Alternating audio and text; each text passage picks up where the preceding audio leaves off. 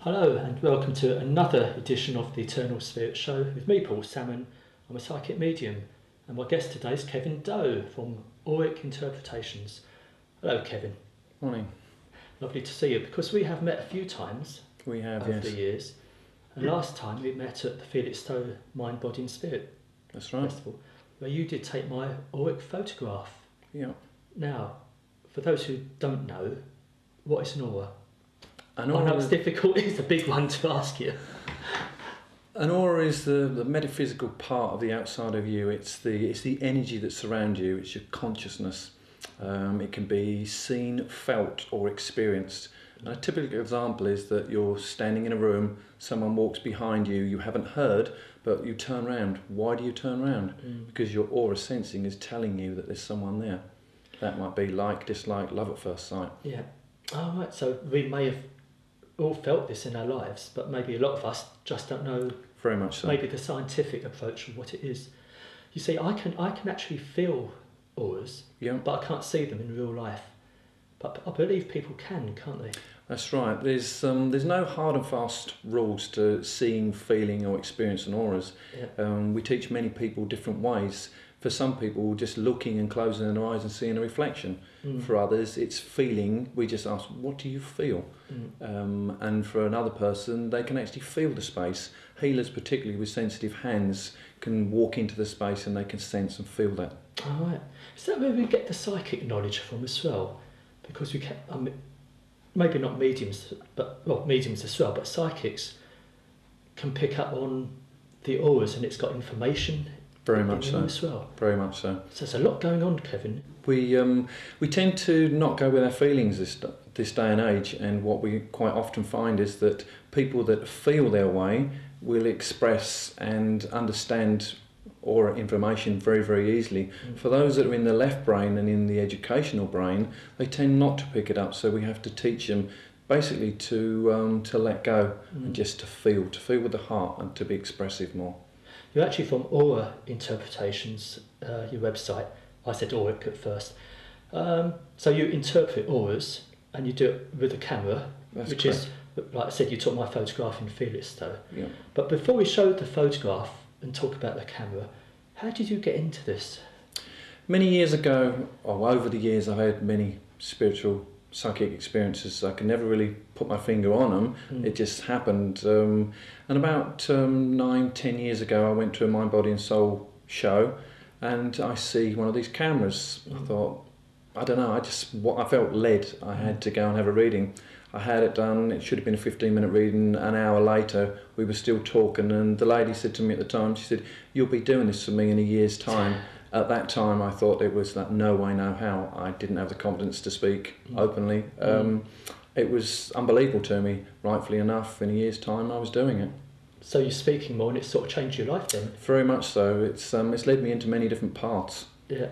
A path of self-discovery as well as the freedom to explore many different areas of life and going beyond what I suppose the educational system tells us doesn't exist, and yet we know it does.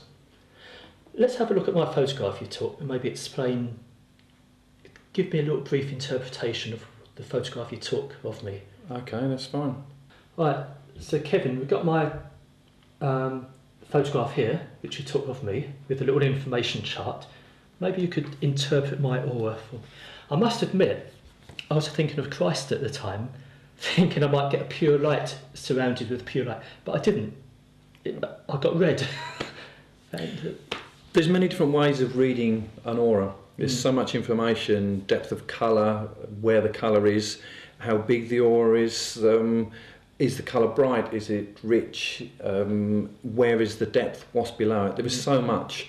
What I would say from your aura straight away is that we're in the fields of red, and we've got two distinctive areas within your aura. Straight away I'm drawn to the fact that we have a murky part around your head, which would suggest that you're very, very active at that time. You're busy, Right. You're thinking, you're creative. On the opposite side, we have a very bright aura. Again, we're still in the red phases, but it would indicate to me that you're very much an entrepreneur. That I'll you're try to be, Kevin. Trying is the word. You're very good. You think on your feet. Yeah. You're spontaneous. You cut through where others would give up. Right. You have a very strong sense of self and what you want, what your desires are. The another side of red is that it's the creative passion. It's the strength. Every colour, every energy has a positive and a negative. But depending where you are at that time, if you was at the beginning of a project, or as I see you on that day, you were very active, you were busy. So this is very much an active guy, thinking on his feet, spontaneous, a real survivor. So always do change. So later in the day, if I thought different, the colour would change maybe? They change. Colours layer. The way I read colours is I see the top colour and I see what's underneath them as well. But usually what we find is that people have a predisposed colour that they come into with their lifetime. That changes off and on. With some people it's distinct, with others, if we've done a story with people over 2 years, 6 months, and you see that maybe in the first 3 or 4 photographs, they usually stay the same. But if they're in a process of development, the whole thing is cathartic. People go away with their photographs, they sit, they take on board.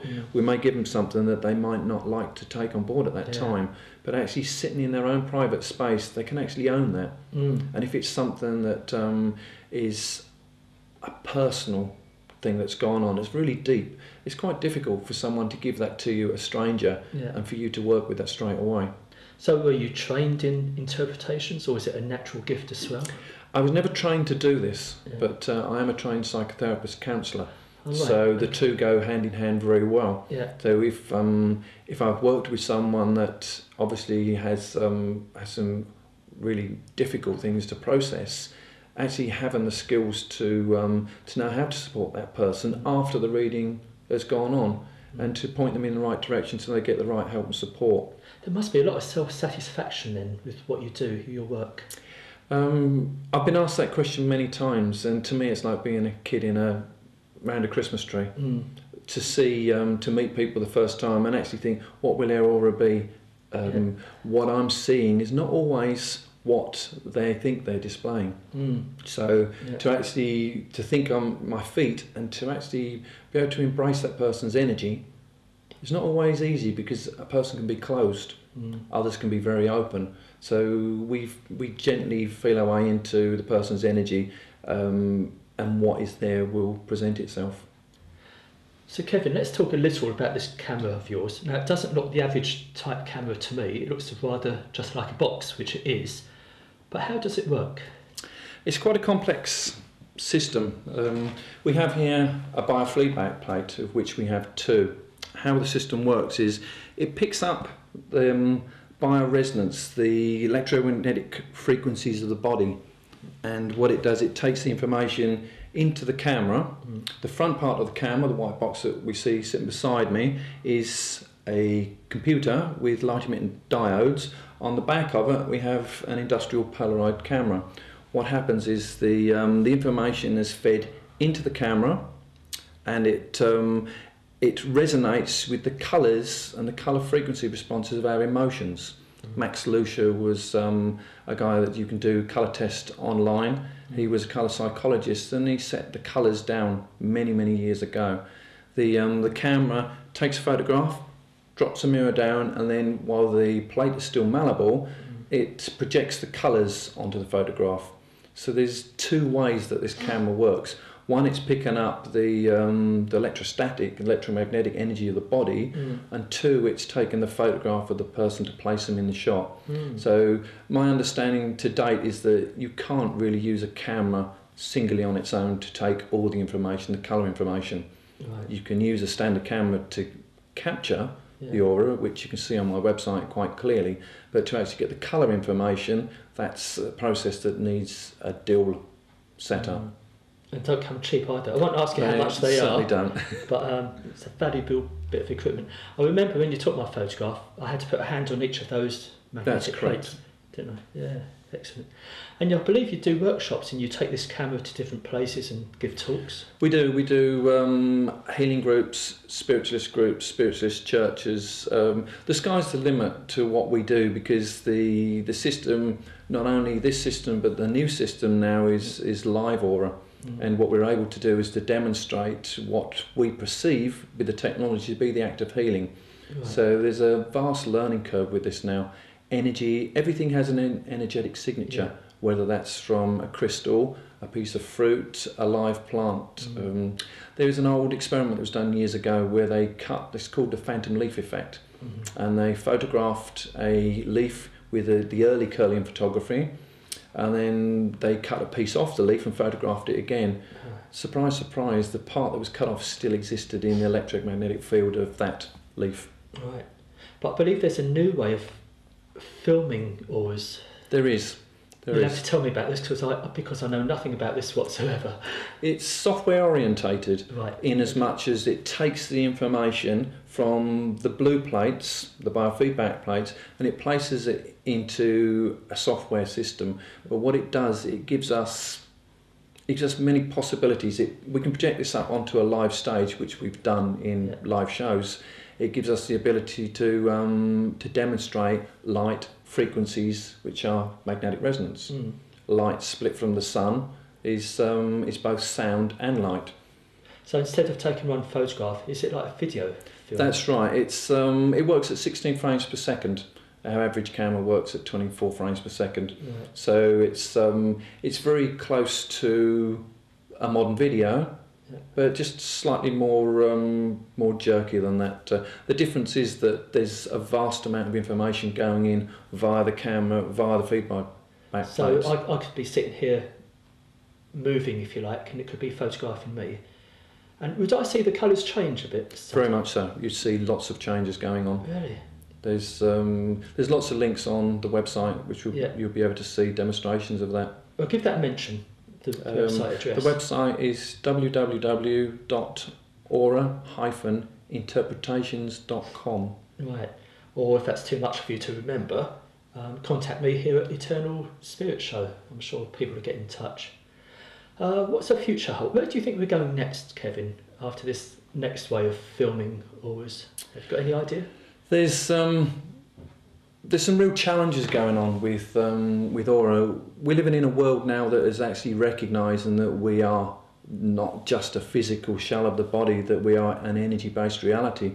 And that energy-based reality is now bringing this sort of equipment into diagnostic processes. There's various equipment on the market now where you hold two cylinders and it gives you a diagnostic of what the energy of your body is. The body's either working in phase or out, in harmony or in disease. Right. Okay. So those systems are excellent. Russians are working very hard at this moment in time in bringing this back to a diagnostic usage again. Really? So although our particular equipment is not for the medical fraternity, there are systems out there that work bioresonance, biofeedback, that give excellent diagnostic capabilities. I mean, I remember looking at, well, I still do, at churches, church windows and paintings. You see the aura or halo. That's correct. Now, is that representative of the aura, do you think? Well, from looking at biblical texts and other documents around the world, yes, the Hindu tradition shows all the chakra points on the hands, the energy centres. And if you look over my shoulder to my poster behind me, you can see the energy points very, very clearly. Years and years ago, they used to tell us that these energy points didn't exist, but we find out that MRI scanners can actually detect them quite easily. They line up with the central endocrine system of the body. Right. So the 2,000-plus-year-old system has been validated. So Kevin, what other uses are there for this equipment? There's many, from multi-page printouts to using it live on demonstrations.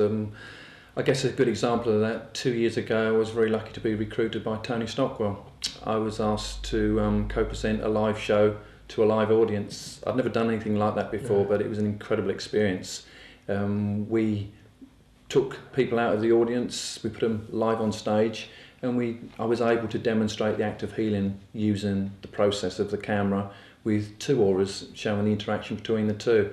It was an incredible experience, but it also gave us the ability to to air our equipment to a larger public. Now these cameras or machines are very popular because when I attend mind, body, spirit shows, there are queues, people lining up for a long time to have their photograph taken and interpreted. But so you must naturally be a psychic anyway to give interpretations. But as a medium, how do you fare on the medium side of things, Kevin? I'm trained medium. I've done many workshops with different people, Tony Stockwell's studio and others around the country. I guess it developed over the years, and what I found was that I felt experiences. I didn't always see things. Sometimes I would hear something, but many experiences brought me to the same point. It's like many strings to the same bow, really. So mediumship, sometimes I might be doing a reading and I know instantly that it's bereavement. I sense that I have someone standing beside me, or I sense that there is someone around the person. The last show that I done literally a couple of weeks ago up in Leeds, I had a lady who was searching very, very deeply, very, very upset. And I got almost to the end of the reading, which was more about her and where she was at that time, and basically picking up her life and starting out new. And right at the end of the conversation, it was impressed with me, please tell her I love her and I'm very much around her.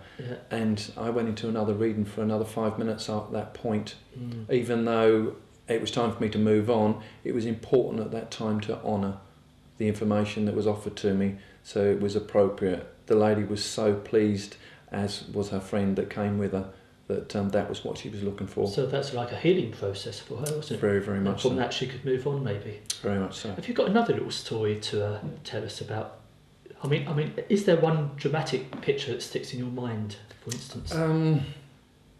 There's been many over the time, and I think probably children are the most interesting phase at this moment in time. Children coming in with great awareness, and we had a young lad in Clacton, of all places. A very small show.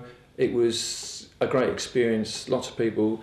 First, we done photographs of two parents. The little boy wasn't interested at all, but later on, he decided after they went home, he wanted his done, and he decided that his was going to be very bright green. His parents said, "Well, we can't really afford it." So this little lad, which I believe was Billy at the time, he said, I want it done, and they felt maybe they should. So rightfully enough, we put him on the system. His hands were big enough to take the photograph, and rightfully enough, he was green.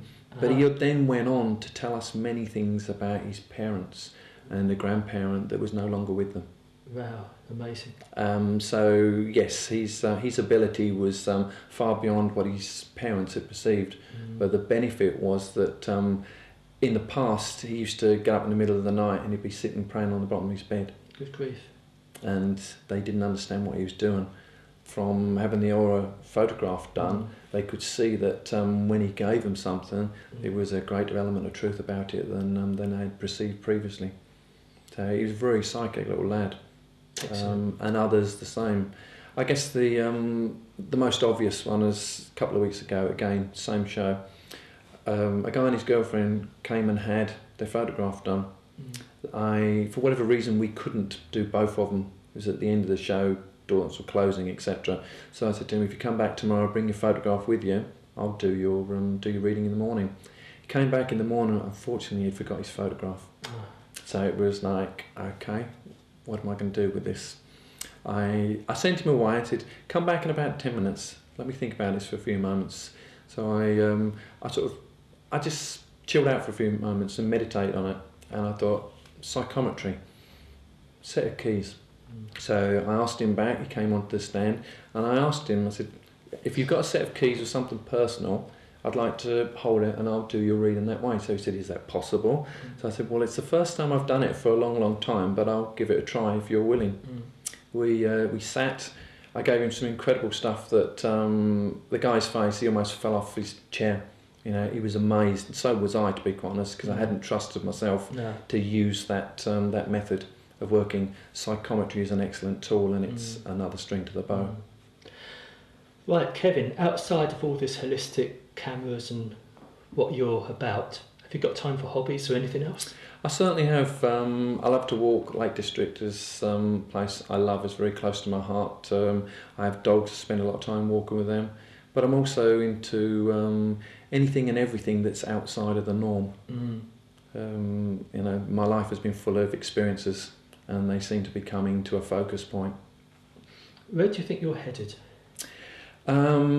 I don't know, to be quite honest, because I could have never perceived where I am at this point now. Yeah. But I've just started doing film extra. It's something that my daughter put me in touch with, and I thought I'll give this a go. So let's turn up some very, very interesting projects.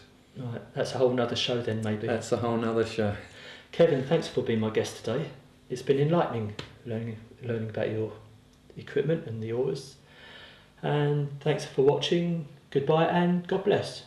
Thank you.